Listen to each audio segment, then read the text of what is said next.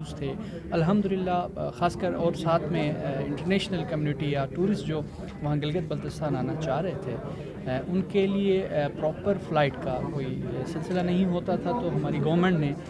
Skardu airport کو first time in history international airport کا باقاعدہ درجہ دیا ہے اور آپریشنز بھی شروع ہوں گے۔ تو پوری دنیا سے جو کنیکٹیوٹی کا ایشو تھا وہ تقریباً حل ہو چکا ہے، اور انفراسٹرکچر پہ بھی ہم کام کر رہے ہیں، اور اسی سلسلے میں بھی ہم یہاں آئے ہیں۔ اور گورنمنٹ اب بھی انفراسٹرکچر کو سڑکیں تو ٹھیک ہے، لیکن جو باقی فیسلٹیز کو بہتر کرنے کے لیے ہم انٹرنیشنل کمیونٹی کو بھی دعوت دے رہے ہیں، انویسٹرز کو بھی گلگت بلتستان میں دعوت دے رہے ہیں کہ وہ وہاں پہ ٹورزم کو، ایکو ٹورزم کو لے کے، ایگری ٹورزم کو لے کے، ایڈونچرس ٹورزم کو لے کے وہاں انویسٹ کریں، اور وہ فیسلٹیز جو ایک ٹورسٹ ڈیمانڈ کرتا ہے وہ وہاں موجود ہو۔ گورنمنٹ بھی اپنی اس پہ کیپیسٹی کے اندر رہتے ہوئے کوشش کر رہی ہے، اور انٹرنیشنل کمیونٹی کو بھی اور انویسٹرز کو بھی ہم انوائٹ کر رہے ہیں۔ آپ نے ڈسیبلڈ کا ذکر کیا، تو ابھی ریسنٹلی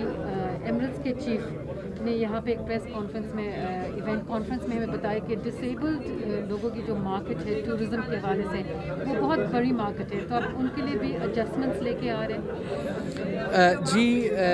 گلگت بلتستان میں ہم جو کوشش کر رہے ہیں کہ جتنے ایریاز ہیں ان کو ہم ایڈریس کریں، خاص کر فلوریکلچر کو ہم ڈیولپ کر رہے ہیں، وہاں پہ فوڈ پروسیسنگ کو ہم بہتر کرا رہے ہیں، وہاں پہ ہم ایکسیسیبلٹی کو، ٹرافی ہنٹنگ کو، جتنے وہاں پہ سیگمنٹس ہو سکتے ہیں جو دنیا میں کم ہی مقامات پہ ایسے ہیں، برڈ واچنگ کو، اس سمے دیگر تمام جو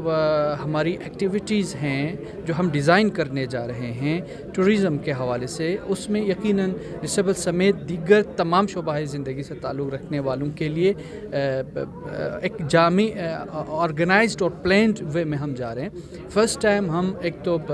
ماسٹر پلان کے تحت گلگت بلتستان کو اپ لفٹ کر رہے ہیں، اور اس ماسٹر پلان میں جو بنیادی ہمارا کنسپٹ ہے وہ کنسپٹ یہ ہے کہ ٹورزم ہو یا دیگر ڈیولپمنٹ ہو وہ پلانڈ ہو، آرگنائزڈ ہو، سسٹمیٹک ہو، اور ایکو سسٹم کو پریزرو کر سکیں، اور گلگت بلتستان کی جو بیوٹی ہے وہ وہاں کی آرگینک ٹچ ہے، وہاں کی جو نیچر ہے اس کو ہم پریزرو کر سکیں۔ کاظم صاحب یہ بتائیے گا، ایک تو آپ نے ایکسپو کو کیسے دیکھا، اور دوسرا بات یہ سیاحت کے ساتھ ساتھ جو گلگت بلتستان میں انڈسٹری کی ہے، بہت بڑی انڈسٹریز اویلیبل ہیں وہاں پہ، تو اس پہ کچھ بریف بتائیے۔ دیکھیں، سیاحت کے ساتھ ساتھ گلگت بلتستان میں یقیناً فرسٹ ٹائم میں یہاں پہ ایڈ کرنا چاہوں گا وہ یہ ہے کہ گلگت بلتستان کی اپنی جو خاصیت ہے، انفرادیت ہے، اس میں پولو جو پوری دنیا میں کھیل کھیلا جاتا ہے، پولو،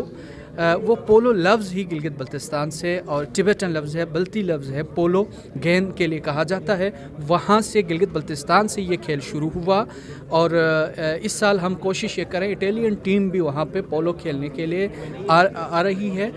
اور پولو کو بھی گلگت بلتستان میں اور پاکستان میں ہم پروموٹ کرنے کی کوشش کر رہے ہیں۔ پاکستان پویلین کی جو پوری ٹیم تھی، میڈیا ٹیم، اور یہاں پہ ڈی جی صاحب اور جتنے احباب نے دامے درم سخن اس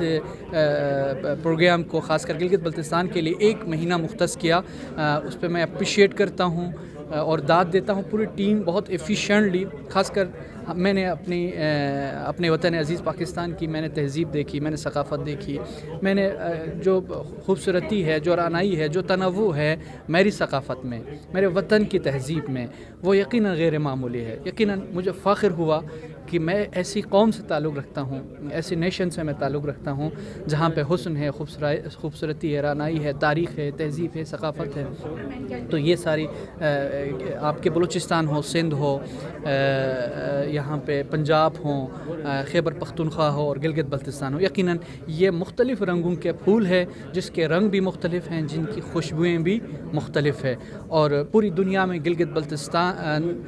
پاکستان کے ماتھے کا جمر ہے، اور پاکستان پوری دنیا میں یقیناً بہت سارے حوالوں سے منفرد ملک ہے، اور مجھے فخر ہے کہ